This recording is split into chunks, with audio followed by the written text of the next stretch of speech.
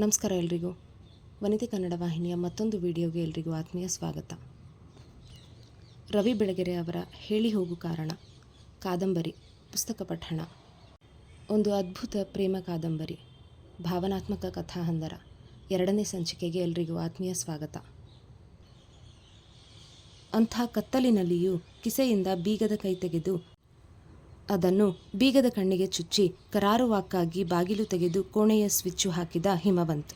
ಬಾಗಿಲಲ್ಲಿ ನಿಂತುಕೊಂಡೇ ಹೆಬ್ಬೆರಳಿನ ಗಾಯ ನೋಡಿಕೊಂಡಳು ಪ್ರಾರ್ಥನಾ. ಒಟ್ಟು ನಡೆದದ್ದು ಎಷ್ಟು ಕಿಲೋಮೀಟರ್? ನಮ್ಮ ಪ್ರೇಮಕ್ಕೆ ಶಕ್ತಿ ಇರುವುದು ಹೌದಾ? ಸಪ್ತಪದಿಗೆ ಮುಂಚೆ ಹಾಕಿದ ಹೆಜ್ಜೆಗಳೆಷ್ಟು? ಎಣಿಸಿದವರ್ಯಾರು? ಚೆನ್ನರಾಯಪಟ್ಟಣದಿಂದ ಶಿವಮೊಗ್ಗ ಎಂದರೆ ಸುಮ್ಮನೆ ದೂರವೇ? ಈ ಹೊತ್ತಿಗೆ ಅಣ್ಣ ಎದ್ದು ಹಾಲು ಕರೆಯಲು ಅನುವಾಗುತ್ತಿರುತ್ತಾನೆ. ಅಮ್ಮ ಕಣ್ಣೀರು ಒರೆಸಿಕೊಂಡಿರುತ್ತಾಳೆ. ಅವರಿನ್ನೂ ಹುಡುಕುವುದಿಲ್ಲ. ಪ್ರಾರ್ಥನಾ ಹಾಗೆ ಆಲೋಚಿಸುತ್ತಾ ಬಾಗಿಲಲ್ಲೇ ನಿಂತಿದ್ದರೆ ಹಿಮವಂತ್ ಕೋಣೆಯ ಪುಟ್ಟ ಕಿಟಕಿಗಳೆರಡನ್ನೂ ತೆರೆದು ಹೊಸ ಗಾಳಿಗೆ ಜಾಗ ಮಾಡಿಕೊಟ್ಟ. ಮೂಲೆಯಲ್ಲೇ ಪುಟ್ಟ ಬಚ್ಚಲಲ್ಲಿ ಕಾಲು ತೋಯಿಸಿಕೊಂಡ. ಅವಸರವಾಗಿ ಪ್ಯಾಂಟು ಬದಲಿಸಿ ಬಣ್ಣದ್ದೊಂದು ಲುಂಗಿಯುಟ್ಟುಕೊಂಡು ಕುಕ್ಕರಗಾಲಲ್ಲಿ ಕುಳಿತು ಸದ್ದಿಲ್ಲದೆ ಉರಿಯುವ ಸ್ಟವ್ ಹಚ್ಚಿ ಅಲ್ಯೂಮಿನಿಯಂ ತಪ್ಪಲೆಯೊಂದರಲ್ಲಿ ನೀರು ಕಾಯಲು ಇಟ್ಟ. ಅದೇಕೋ ಪ್ರಾರ್ಥನಾ ಬಾಗಿಲಲ್ಲಿ ನಿಂತವಳು ಒಂದು ಕ್ಷಣದ ಮಟ್ಟಿಗೆ ಗೊಂದಲಕ್ಕೆ ಬಿದ್ದವಳಂತೆ ನಿಂತಲ್ಲೇ ಹರಿದಾಡಿದಳು. ಬಾ ಒಳಕ್ಕೆ. ಇವತ್ತಿನಿಂದ ಈ ಅಪರಾತ್ರಿಯ ನಿಮಿಷದಿಂದಲೇ ನಾವು ಹೊಸ ಬದುಕು ಕಟ್ಟುಕೊಳ್ಳಬೇಕು ಪ್ರಾರ್ಥನಾ. ಇದೇ ಪುಟ್ಟ ಕೋಣೆಯಿಂದ. ಸ್ಟವ್ವಿನ ಮೇಲೆ ನೀರಿಟ್ಟು ಎದ್ದು ನಿಂತ ಹಿಮವಂತ್. ಯಾವ ದೇವತೆಗಳು ತಥಾಸ್ತು ಅಂದರೋ? ಎಡಗಾಲು ಇಟ್ಟು ಬಿಟ್ಟೆ ಅನಿಸುತ್ತೆ. ಪ್ರಾರ್ಥನಾ ತೊದಲಿದಳು. ಬಲಗಾಲಿನ ಹೆಬ್ಬೆರಳು ಚುಳ್ಳೆಂದಿತ್ತು. ಕೋಣೆಯೊಳಕ್ಕೆ ಮೊದಲ ಬಾರಿಗೆ ಬಂದವಳು ಬಲಗಾಲಿಟ್ಟು ಬರಬೇಕಿತ್ತಾ? ಶಕುನ ಸರಿಯಾಗಲಿಲ್ಲವಾ? ನಗುತ್ತಿದ್ದ ಹಿಮವಂತ್. ಅದು ಬಲಗಾಲಿನ ಜೊತೆಯಲ್ಲೇ ಹುಟ್ಟಿದೆ. ಅಶುಭ ಅನ್ನೋದಾದರೆ ಫೋಟೋದಲ್ಲಿನ ಭಗವಂತನಿಗೆ ಎಡಗಾಲು ಇರಲೇಬಾರದಾಗಿತ್ತು. ತೆಪ್ಪಗೆ ಅಲ್ಲಿರೋ ಕುರ್ಚಿ ಬಿಚ್ಚಿಕೊಂಡು ಕೂತ್ಕೋ. ಬಲಗಾಲು ಗಾಯ ಮಾಡಿಕೊಂಡಿದೆ, ಅದಕ್ಕೆ ಮದ್ದು ಮಾಡ್ತೀನಿ. ಕೊಂಚ ರಿಲ್ಯಾಕ್ಸ್ ಆಗು. ಮೊದಲು ಚುರುಚುರು ಉರಿಯುತ್ತೆ, ಆಮೇಲೆ ಹಿತ ಅನಿಸುತ್ತೆ. ಹೀಗಿಡು ಕಾಲು. ನೀರು ತುಂಬ ಬಿಸಿಯಾಗೇನಿಲ್ಲ. ಉಗುರು ಬೆಚ್ಚಗೆ ಅಂತಾರಲ್ಲ, ಉಗುರೇ ಪೆಟ್ಟು ಮಾಡಿಕೊಂಡಿರೋದು. 2 ಹನಿ ಡೆಟಾಲು. ಬ್ಯಾಂಡೇಜು ಸುತ್ತಿದರೆ ಗಾಯ ಒಳಗೆ ಮುದಿ ಬೀಳುತ್ತೆ. 5ನೇ ದಿನ ಬಿಚ್ಚಿ ನೋಡಿದರೆ ಕೀವು. ಆರಾಮಾಗಿ ಕಾಲಿಡು. ಬಕೆಟಿನಲ್ಲಿ ಕಾಲು ಮುಳುಗಿಸಿಕೊಂಡು ಕೂತರೆ ಆ ಹಿತವೇ ಬೇರೆ. ಹೊರಗಡೆ ಪ್ರಾಣ ಹೋಗೋಷ್ಟು ಚಳಿಯಿದೆ ಅನ್ನುತ್ತಾ ಎದ್ದು ಹೋಗಿ ಬಾಗಿಲು ಮುಂದು ಮಾಡಿದ. ಕಾಂಪೌಂಡಿನಾಚೆಗೆ ನಿಶ್ಚಲವಾಗಿ ಮರದಡಿಯ ಕತ್ತಲಲ್ಲಿ ಆ ತನಕ ನಿಂತಿದ್ದ ರಸೂಲ್ ಜಮಾದಾರ ಕದಲಿದ್ದು ಕಾಣಿಸಿತು. ಆಮೇಲೆ ಕದಲಿದ್ದು ಅವನ ಹಳೆ ಸೈಕಲ್ಲು. ಕಡೆಗೆ ಕೇಳಿಸಿದ್ದು ಅವನದೊಂದು ಸಮಾಧಾನದ ನಿಟ್ಟುಸಿರು. ಹಿಮವಂತ್ ಅವಳ ಪಾದಗಳೆರಡನ್ನೂ ತೋಯಿಸಿದ್ದ. ಹೆಬ್ಬೆರಳು ಡೆಟಾಲು ನುಂಗಿ ಸಣ್ಣಗೆ ಕಿರುಚಿಕೊಂಡು ಆಮೇಲೆ ಸುಮ್ಮನಾಗಿತ್ತು. ಬಕೀಟಿನಲ್ಲಿ ಮುಳುಗಿದ ಅವಳ ಪಾದಗಳೆರಡನ್ನೂ ಹಿತವಾಗಿ ತೊಳೆದಿದ್ದ.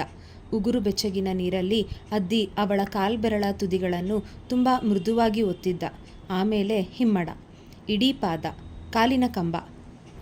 ಎಳೆಯ ಮಗುವನ್ನು ಕೂರಿಸಿ ಎಣ್ಣೆ ನೀರು ಹಾಕಿದಂತೆ ನಿರಾಳವಾಗಿದ್ದ. ಪ್ರತಿ ಸ್ಪರ್ಶದ ಹಿಂದೆಯೂ ಒಂದು ಭಾವವಿರುತ್ತದೆ. ಹಿಮವಂತ್ ಹೇಳಿದ್ದು ನಿಜ. ಎಡಗಾಲು ಕೂಡ ಬಲಗಾಲಿನ ಜೊತೆಯಲ್ಲೇ ಹುಟ್ಟಿರುತ್ತದೆ. ಯಾವುದೂ ಅಶುಭವಲ್ಲ. ಅವನ ಸ್ಪರ್ಶದ ಹಾಗೆ ಎಲ್ಲವೂ ನಿಷ್ಕಲ್ಮಶ. ಹ್ಯಾಂಗರಿಗಿರೋ ನನ್ನ 3 ಅಂಗಿ ಮತ್ತು 1 ಜುಬ್ಬಾಗಳ ಪೈಕಿ ನಿಂಗೆ ಯಾವುದು ಬೇಕೋ ಅದನ್ನು ಆರಿಸಿಕೊ. ಇರೋದು ಒಂದೇ ಲುಂಗಿ. ನಾನು ಬೇಕಾದರೆ ಪ್ಯಾಂಟು ಹಾಕ್ಕೊಂಡೇ ಮಲಗ್ತೀನಿ. ನೀನು ಉಟ್ಕೋಬಹುದು. ಮಲಗಲಿಕ್ಕೆ ಇರೋದು ಒಂದೇ ಚಾಪೆ. ನೀನು ಆ ಕಡೆಗೆ ತಿರುಗಿ ಮಲಗಿದರೆ ಅದೇ ಪ್ರೈವಸಿ. ನಿದ್ದೆಯಲ್ಲಿ ನಾನು ಹೊರಳಾಡುವುದಿಲ್ಲ. ಆಗಿರೋ ದಣಿವಿಗೆ ನಿಂಗೆ ನಿದ್ದೆ ಬರೋದೂ ಕಷ್ಟವಲ್ಲ. ಊಟ ನೆನಪು ಮಾಡಿಕೋ ಬ್ಯಾಡ. ಕರುಳಿಗೆ ಅನ್ನ ಬೇಕು ಅನಿಸುತ್ತೆ. ಬೆಳಗಾದ ಕೂಡಲೇ ಹೋಟೆಲಿನಿಂದ ಇಡ್ಲಿ ತರ್ತೀನಿ. ಗುಡ್ ನೈಟ್ ಎಂದು ಹೇಳಿದ. ಲುಂಗಿ ನೀನೇ ಉಟ್ಟುಕೋ. ನಾನು ಪೆಟಿಕೋಟಿನ ಮೇಲೆ ಜುಬ್ಬ ಹಾಕೋತೀನಿ. ಕಾಲು ತೋಯಿಸಿದ ನೀರು ಬಚ್ಚಲಿಗೆ ಹರಿಯಿತು. ಬಿಳಿ ಪೆಟಿಕೋಟಿನ ಮೇಲೆ ಕಡು ಹಸಿರು ಬಣ್ಣದ ಒರಟು ಖದ್ದರು ಜುಬ್ಬ. ತೋಳುಗಳು ತೀರಾ ಉದ್ದ ಅನ್ನಿಸಿದಾಗ ಮೊಳಕೈ ಕಡೆಗೆ ಮಡಚಿಕೊಂಡಳು. ಹೆಬ್ಬೆರಳ ಉರಿ ಕಡಿಮೆಯಾಗಿತ್ತು. ಪಾದಗಳು ಮೃದುವಾಗಿದ್ದವು. 5 ನಿಮಿಷದಲ್ಲಿ ಎಂಥ ಕಂಫರ್ಟ್ ಕೊಟ್ಟುಬಿಟ್ಟ ಹಿಮವಂತ್. ಹಾಸಿದ ಚಾಪೆಯ ಮೇಲೆ ಸ್ವಲ್ಪ ಹೊತ್ತು ಸುಮ್ಮನೆ ಕುಳಿತಿದ್ದಳು.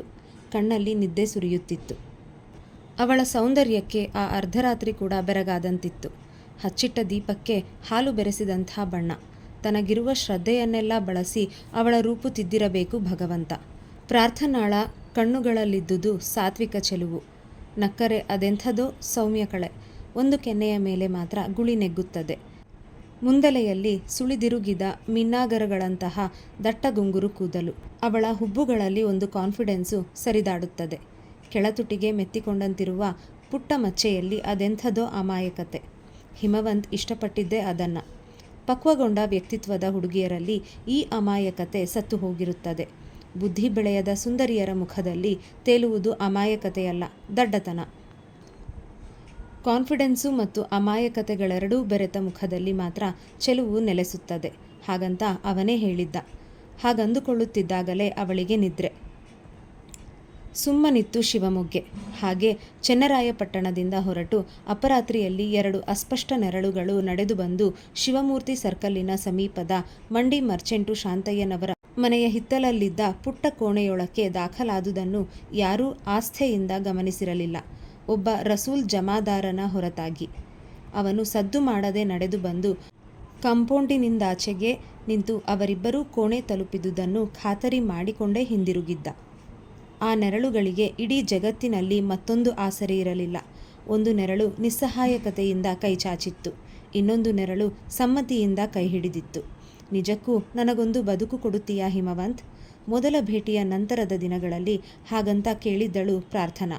ಗೊತ್ತಿಲ್ಲ, ಆದರೆ ಬದುಕು ನನಗೆ ಕೊಟ್ಟಿದ್ದನ್ನೆಲ್ಲ ನಿರ್ವಂಚನೆಯಿಂದ ನಿನಗೆ ಕೊಟ್ಟು ಬಿಡಬಲ್ಲೆ. ಅದಕ್ಕೆ ಬದಲಾಗಿ ನೀನು ನನಗೇನು ಕೊಡ್ತೀಯಾ ಅಂತ ನಾನು ಕೇಳುವುದಿಲ್ಲ. ಏಕೆಂದರೆ ಬದುಕು ಲೇವಾದೇವಿಯಲ್ಲ. ಒಬ್ಬರು ಕೊಡುವಂಥದ್ದೂ ಅಲ್ಲ, ಇನ್ನೊಬ್ಬರು ಇಸಿದುಕೊಳ್ಳುವಂಥದ್ದೂ ಅಲ್ಲ. ಅದು ಕಟ್ಟಿಕೊಳ್ಳುವಂಥದ್ದು. ನಿನ್ನ ಮನೆಯಿಂದ ಎದ್ದು ಬಾ. ಒಂದು ನರಕ ಅಲ್ಲಿಗೆ ಮುಗಿಯಲಿ. ಚೆನ್ನರಾಯಪಟ್ಟಣದ ಬಸ್ ಸ್ಟ್ಯಾಂಡಿನಲ್ಲಿ ನಿನಗೋಸ್ಕರ ಕಾದಿರುತ್ತೇನೆ. ಶಿವಮೊಗ್ಗ ತಲುಪಲು 1000 ಬಸ್ಸುಗಳಿರಬಹುದು, 10 ಅಡ್ಡರಸ್ತೆಗಳಿರಬಹುದು. ಆದರೆ ನೆನಪಿರಲಿ, ನಾವು ನಡೆದೇ ಹೋಗಬೇಕು. ರಾಜಬೀದಿಯಲ್ಲೇ ನಡೆಯಬೇಕು. ಚೆನ್ನರಾಯಪಟ್ಟಣದಿಂದ ಶಿವಮೊಗ್ಗ ತಲುಪುವ ತನಕ ಯಾವ ಕನಸು ಬೇಕಾದರೂ ಕಾಣು ಪ್ರಾರ್ಥನಾ. ಶಿವಮೊಗ್ಗೆಯ ನನ್ನ ಮನೆಯ ಹೊಸ್ತಿಲೊಳಕ್ಕೆ ಕಾಲಿಟ್ಟ ಕ್ಷಣದಿಂದ ಕನಸು ಮುಗಿಯುತ್ತದೆ, ಬದುಕು ಆರಂಭವಾಗುತ್ತದೆ.